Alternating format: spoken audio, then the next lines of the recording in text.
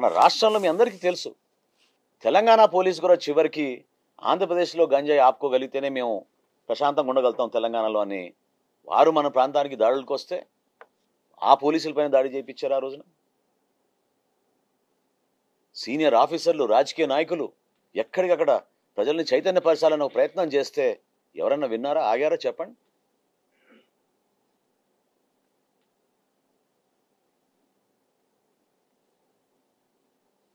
అటువంటి సంస్కృతి గతంలో ఎప్పుడు లేదు. ఈ కొత్త సంస్కృతి వీళ్ళు తీసుకొచ్చి అరాచక శక్తుల్ని, హిస్టరీ షీటర్లని, ఎవరిపైన 10 కేసులు, 12 కేసులు, 13 కేసులు ఉన్నాయో వాళ్ళు కూడా లా అండ్ ఆర్డర్ అంటే అసలు భయమే లేనట్టుగా, ఎవ్వరు మమ్మల్ని అడ్డుకోలేరు, మా కార్యక్రమాలు మేము చేసుకుంటూ వెళ్తాం, తోచిన విధంగానే మేము పనిచేస్తాం అనే ఆలోచనతోటి ఎంతమందిని ఇబ్బంది పెట్టారు చూడండి. నేను ఇందాక చెప్పాను, నేను డైరెక్ట్గా గతంలో ఉన్న శాసనసభ్యుడు, వైఎస్ఆర్సీపీ శాసనసభ్యుడు 5 నిమిషాల్లో ఎలక్షన్ ముగిస్తా అని చెప్పిన వ్యక్తి ఆ రోజున పోలింగ్ రోజు సుధాకర్ అనే వ్యక్తి ఇంతమంది వెళ్ళిపోతున్నారు లోపలికి, మేము 3 గంటల నుంచి మేము క్యూ లైన్లో ఉన్నామంటే విచక్షణ రహితంగా ఎంత దారుణంగా ఆయన ఆ రోజు కొట్టారో మీరు అందరు చూశారు, రాష్ట్ర ప్రజలందరూ చూశారు. దీనికోసమే వీళ్ళు చేసిన ఈ పన్నాగం, ఈ ఎత్తు కూడా దానికోసమే. ఇటువంటి అరాచక శక్తుల్ని, గ్యాంగుల్ని ఇట్లా తయారు చేసి ఎలక్షన్ అనేది జరగకూడదు, జరగనివ్వం, 5 నిమిషాల్లోనే ఎలక్షన్ పూర్తయిపోతుందని చెప్పి మాట్లాడిన వ్యక్తులు వీళ్ళు.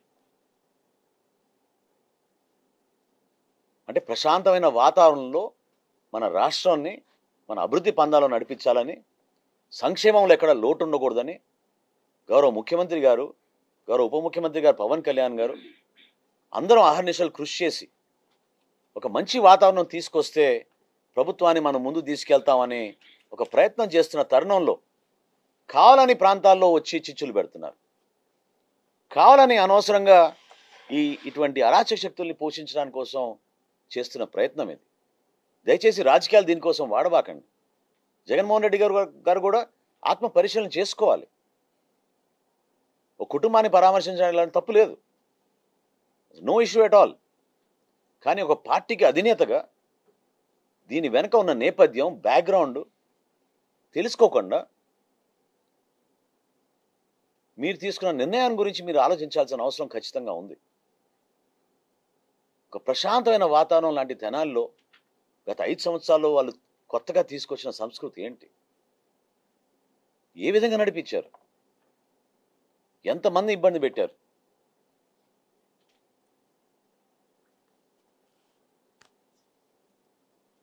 ఆ రోజున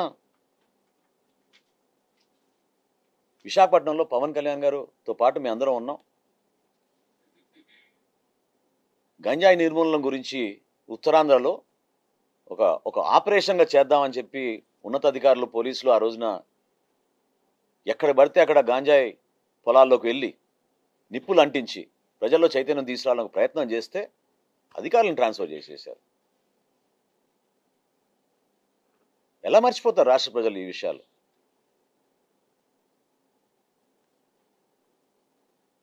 ఈ ఐతానగర్ని ఆనుకుని తేలప్రోలు అనే గ్రామం ఉంది. 100% అక్కడ ముస్లిం సోదరులే ఉంటారు ఆ గ్రామంలో. ఎలక్షన్ క్యాంపెయిన్ అప్పుడు నేను వెళ్ళినప్పుడు తల్లులు ఎంతోమంది ఒక అడుగు లోపలేసి మా ఇంట్లోకి రండి అని చెప్పి బతిమలాడి, మేము బయట చెప్పుకోలేకపోతున్నాం, ఎందుకంటే ఆ ఊరు నుంచి చదువుకోవడానికి స్కూల్కి వెళ్ళాలంటే ఒకటే ఒక రోడ్డు ఉంది ఐతానగర్ లాంటి ప్రాంతంలోంచి, మా బిడ్డల్ని మేము స్కూల్కి పంపించలేకపోతున్నాం అని ఎంతోమంది తల్లులు నాతో ఏడ్చి చెప్పుకున్నారు ఆ రోజున. వారి ఆవేదన వినరా మీరు జగన్మోహన్ రెడ్డి గారు? లా అండ్ ఆర్డర్ సిచ్యువేషన్ రాకూడదు, పీస్ఫుల్ వాతావరణం రావాలి అని ఏ ముఖ్యమంత్రి అయినా కోరుకుంటారు కదా. మీరు కూడా 5 సంవత్సరాలు ముఖ్యమంత్రిగా చేశారు కదా.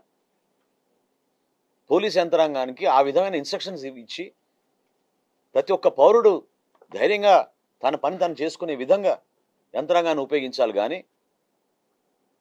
పర్పస్ఫుల్గా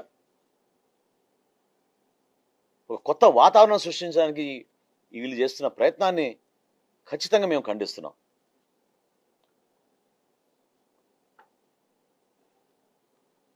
అదేవిధంగా ఆ మత్తు ద్వారా ఎంతోమంది యువత తెనాల్లో. నాకు బాగా గుర్తు, ఎలక్షన్కి 2 సంవత్సరాల ముందు ఒక మధ్యతరగతి నుంచి, ఒక కుటుంబం నుంచి ఒక మహిళ, ఒక తల్లి ఫోన్ చేసి నాకు, మరి ఎవరు పట్టించుకోవడం లేదు, రైస్ కుక్కర్ తీసుకుని వెంటబడుతున్నాడు మా అబ్బాయి గంజాకి అలవాటైపోయి డబ్బులు ఇమ్మని, తెనాల్లో మేము ఎప్పుడు చూడలేదు ఇటువంటి సంస్కృతి అని చెప్పింది. ఆ రోజు నేను జిల్లా ఎస్పీ గారికి ఫోన్ చేశాను. నేను ప్రతిపక్షంలో ఉన్నా కూడా ఆ రోజు ఫోన్ చేసి రిక్వెస్ట్ చేశాను జిల్లా ఎస్పీ గారిని, ఒకసారి రండి, మీరు వచ్చి మీరు చెక్ చేయించండి, నాకాబందీ చేయండి. మీరు తెనాల్లో ప్రతి సందులో అమ్మేస్తున్నారు, ప్రతి బడ్డీ కొట్లో అమ్మేస్తున్నారు గంజాయి. ఏమైపోయింది ఈ మార్పు ఈ పట్టణానికి, ఈ ప్రాంతానికి? గ్రామాల్లో కూడా వలభాపురం లాంటి గ్రామం, తేలప్రోలు కొలిపర మండలంలో వలభాపురం అనే గ్రామంలో చాలా సామరస్యంగా అందరు కలిసిమెలిసిగా ఉండే ఒక అద్భుతమైన గ్రామం. ఆ గ్రామంలో కూడా డైరెక్ట్గా ప్రతి ఒక్కరికి తెలుసు ఆ గ్రామంలో ఎక్కడ దొరుకుతుంది గంజాయి అని. యువకులను ఆ విధంగా చెడగొట్టి వాళ్ళ ప్రాణాలతో ఆడుకుని 5 సంవత్సరాలు మీరు కనీసం ఒక్క చిన్న చూపు కూడా చూడలేదే వీళ్ళ వైపు. గంజాయి నిర్మూలన కోసం మీరు ఏం చేశారు? లా అండ్ ఆర్డర్ గురించి మీరు ఏం చేశారు?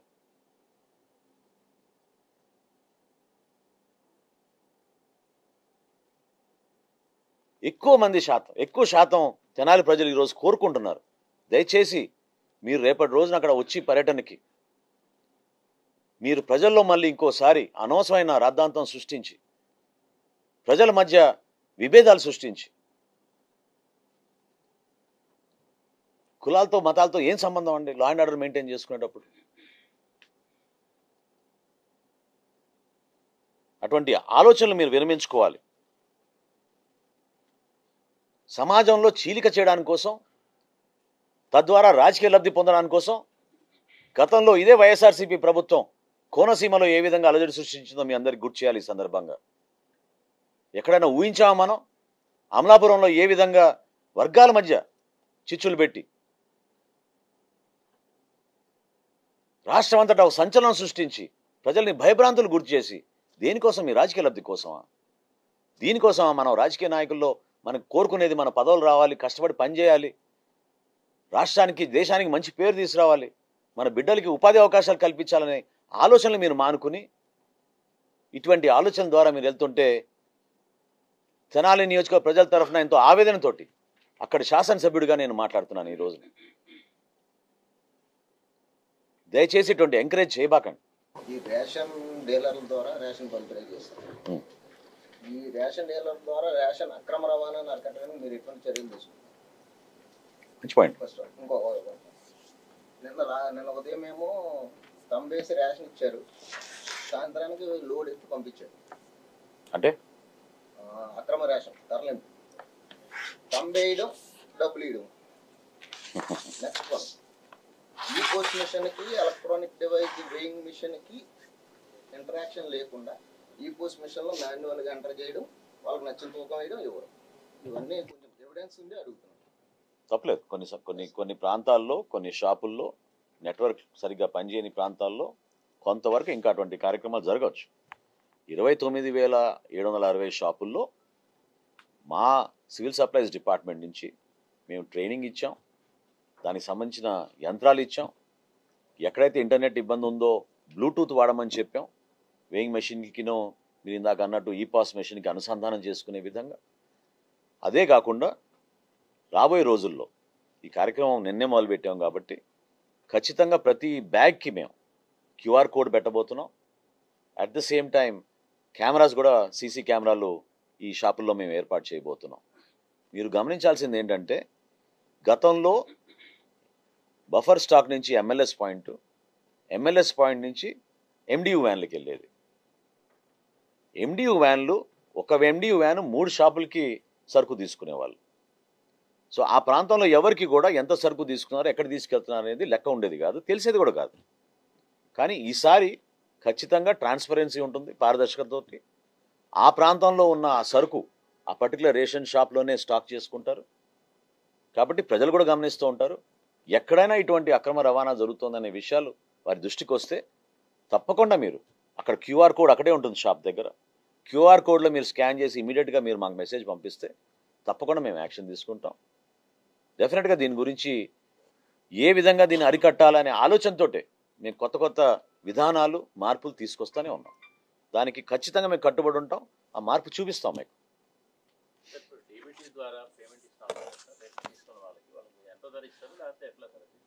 అంటే ఇది